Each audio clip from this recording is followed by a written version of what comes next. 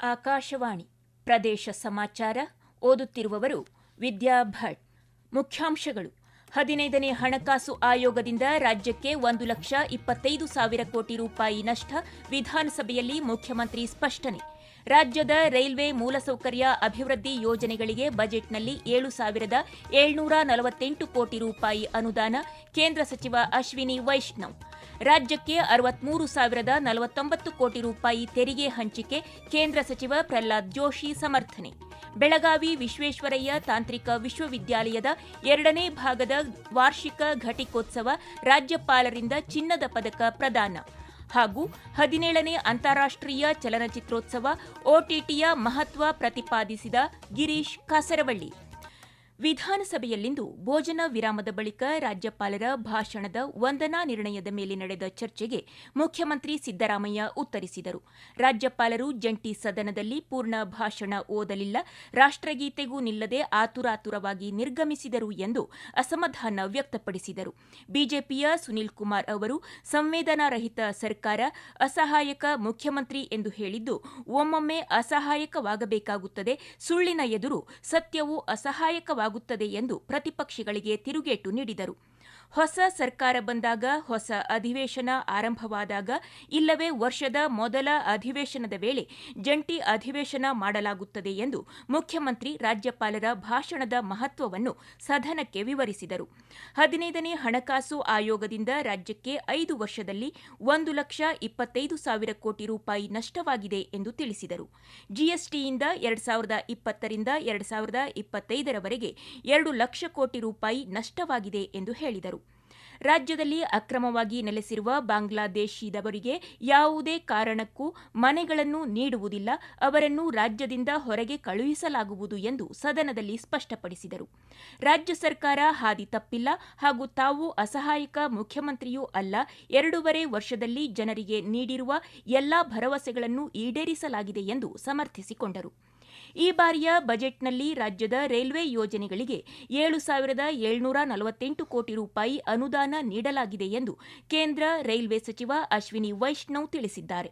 ರಾಜ್ಯಕ್ಕೆ ಘೋಷಣೆಯಾದ railway budget ಮುಖ್ಯಾಂಶಗಳ ಕುರಿತು ಬೆಂಗಳೂರಿನ ವಿಭಾಗೀಯ ರೈಲ್ವೆ ವ್ಯವಸ್ಥಾಪಕರ ಕಚೇರಿಯಲ್ಲಿ ವಿಡಿಯೋ ಕಾನ್ಫರೆನ್ಸ್ ಮೂಲಕ ಭಾಗವಹಿಸಿ ಮಾತನಾಡಿದ ಅವರು, ಇದು ಈ ಹಿಂದಿನ ಬಜೆಟ್ಗಿಂತ 9 ಪಟ್ಟು ಹೆಚ್ಚಾಗಿದೆ ಎಂದು ಹೇಳಿದ್ದಾರೆ. ರಾಜ್ಯದಲ್ಲಿ 2014 ರಿಂದ 1,735 ಕಿಲೋಮೀಟರ್ ರೈಲ್ವೆ ಹಳಿಗಳನ್ನು ನಿರ್ಮಿಸಲಾಗುತ್ತಿದ್ದು, 3,742 ಕಿಲೋಮೀಟರ್ ರೈಲ್ವೆ ಹಳಿಗಳನ್ನು ವಿದ್ಯುದೀಕರಣಗೊಳಿಸಲಾಗಿದೆ ಎಂದು ಸ್ಪಷ್ಟಪಡಿಸಿದ್ದಾರೆ. ಅಮೃತ್ ರೈಲ್ವೆ ನಿಲ್ದಾಣ ಯೋಜನೆಯಡಿ 61 ನಿಲ್ದಾಣಗಳನ್ನು ಮೇಲ್ದರ್ಜೆಗೇರಿಸಲಾಗಿದ್ದು, 1,981 ಕೋಟಿ ವೆಚ್ಚ ಮಾಡಲಾಗಿದೆ. 12 ವಂದೇ ಭಾರತ್ ರೈಲುಗಳು ಕರ್ನಾಟಕದಲ್ಲಿ ಸಂಚರಿಸುತ್ತಿದ್ದು, 3 ಅಮೃತ್ ಭಾರತ್ ಎಕ್ಸ್ಪ್ರೆಸ್ ರೈಲುಗಳು ಸಂಚರಿಸುತ್ತಿವೆ ಎಂದು ತಿಳಿಸಿದ್ದಾರೆ. ಕೇಂದ್ರ ಸರ್ಕಾರವು ಕರ್ನಾಟಕದ ತೆರಿಗೆ ಪಾಲನ್ನು 4.131% ಹೆಚ್ಚಿಸಿದೆ ಎಂದು ಕೇಂದ್ರ ಆಹಾರ, ಸಾರ್ವಜನಿಕ ವಿತರಣೆ ಮತ್ತು ಗ್ರಾಹಕ ವ್ಯವಹಾರಗಳ ಖಾತೆ ಸಚಿವ ಪ್ರಹ್ಲಾದ್ ಜೋಶಿ ತಿಳಿಸಿದ್ದಾರೆ. ನವದೆಹಲಿಯಲ್ಲಿಂದು ಸುದ್ದಿಗಾರರೊಂದಿಗೆ ಮಾತನಾಡಿದ ಅವರು, ತೆರಿಗೆ ಆದಾಯದ ವಿತರಣೆಯಲ್ಲಿ ರಾಜ್ಯಕ್ಕೆ ಅನ್ಯಾಯವಾಗಿದೆ ಎಂಬ ರಾಜ್ಯ ಕಾಂಗ್ರೆಸ್ ನಾಯಕರ ಆರೋಪಗಳನ್ನು ತಳ್ಳಿಹಾಕಿದ್ದಾರೆ. 2026-27 ಕೇಂದ್ರ ಬಜೆಟ್ ಪ್ರಕಾರ ರಾಜ್ಯಕ್ಕೆ 63,049 ಕೋಟಿ ರೂಪಾಯಿ ಹಂಚಿಕೆ ಮಾಡಲಾಗಿದೆ. ಹಿಂದಿನ ವರ್ಷಕ್ಕೆ ಹೋಲಿಸಿದರೆ ಹೆಚ್ಚಿನ ತೆರಿಗೆ ಪಾಲನ್ನು ಪಡೆಯಲಿದೆ ಎಂದು ಸ್ಪಷ್ಟಪಡಿಸಿದ್ದಾರೆ. ಕೇಂದ್ರ ಸರ್ಕಾರ ತೆಂಗಿನ ಬೆಳೆಗಾರರು, ಗೋಡಂಬಿ, ಕೋಕೋ, ಮೀನುಗಾರಿಕೆ ಮತ್ತು ಶ್ರೀಗಂಧ ಉತ್ಪಾದಕರಿಗೆ ಹೆಚ್ಚಿನ ಪ್ರೋತ್ಸಾಹ ನೀಡಿರುವುದು ಸ್ವಾಗತಾರ್ಹ ಎಂದು ಬಿಜೆಪಿ ರಾಜ್ಯಾಧ್ಯಕ್ಷ ಬಿವೈ ವಿಜಯೇಂದ್ರ ತಿಳಿಸಿದ್ದಾರೆ. ಶಿವಮೊಗ್ಗದಲ್ಲಿಂದು ಸುದ್ದಿಗಾರರೊಂದಿಗೆ ಮಾತನಾಡಿದ ಅವರು, ಇದು ರಾಜ್ಯದ ರೈತರಿಗೆ ಸಹಕಾರಿಯಾಗಲಿದೆ ಎಂದು ಹೇಳಿದ್ದಾರೆ. ಕರ್ನಾಟಕದ ತೆರಿಗೆ ಪಾಲು 3.65 ರಿಂದ 4.13ಕ್ಕೆ ಏರಿಕೆಯಾಗಿದೆ. ಇದರಿಂದ ರಾಜ್ಯಕ್ಕೆ ಪ್ರತಿ ವರ್ಷ ಹೆಚ್ಚುವರಿಯಾಗಿ 7,387 ಕೋಟಿ ರೂಪಾಯಿ ಮತ್ತು 5 ವರ್ಷಗಳಲ್ಲಿ 63,050 ಕೋಟಿ ರೂಪಾಯಿ ಆದಾಯ ಬರಲಿದೆ ಎಂದು ಅವರು ಸ್ಪಷ್ಟಪಡಿಸಿದ್ದಾರೆ. ಪ್ರದೇಶ ಸಮಾಚಾರ ಕೇಳುತ್ತಿದ್ದೀರಿ.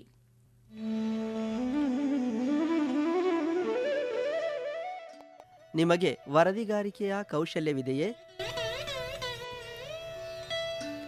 ನೀವು ಸುದ್ದಿಯ ವಾಸನೆ ಗ್ರಹಿಸಬಲ್ಲಿರಾ? ಹಾಗಿದ್ದರೆ ಆಕಾಶವಾಣಿಯ ಪ್ರಾದೇಶಿಕ ಸುದ್ದಿ ವಿಭಾಗಕ್ಕೆ ಸೇರಿಕೊಳ್ಳುವ ಅವಕಾಶ ಇಲ್ಲಿದೆ.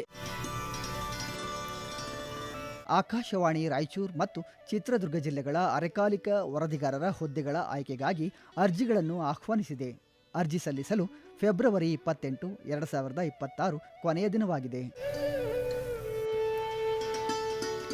ಹೆಚ್ಚಿನ ವಿವರಗಳಿಗೆ ನಮ್ಮ ಫೇಸ್ಬುಕ್ ಪೇಜ್ ಆಕಾಶವಾಣಿ ವಾರ್ತೆ ಕನ್ನಡ ಅಥವಾ ಎಕ್ಸ್ ಖಾತೆ ಮತ್ತು ಇನ್ಸ್ಟಾಗ್ರಾಂ ಖಾತೆ ಆಕಾಶವಾಣಿ ನ್ಯೂಸ್ ಕನ್ನಡವನ್ನು ಸಂಪರ್ಕಿಸಬಹುದು.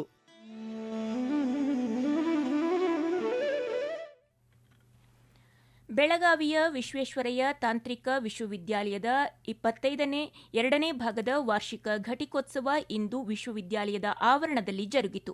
ರಾಜ್ಯಪಾಲ ಥಾವರ್ಚಂದ್ ಗೆಹ್ಲೋಟ್ ಘಟಿಕೋತ್ಸವಕ್ಕೆ ಚಾಲನೆ ನೀಡಿದರು.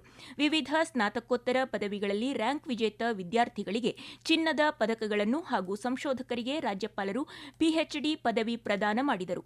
ಬಳಿಕ ಮಾತನಾಡಿದ ಅವರು, ಸರ್ ಎಂ ವಿಶ್ವೇಶ್ವರಯ್ಯನವರ ಸಾಧನೆಗಳು ವಿದ್ಯಾರ್ಥಿಗಳಿಗೆ ಮಾದರಿಗಳಾಗಬೇಕು.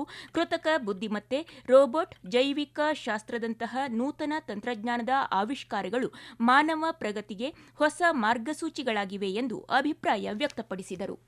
विश्वेश्वरैया जी का जीवन हमें यह सिखाता है कि तकनीकी दक्षता, अनुसंधान और राष्ट्र सेवा तीनों मिलकर ही सच्ची प्रगति का मार्ग बनाते हैं.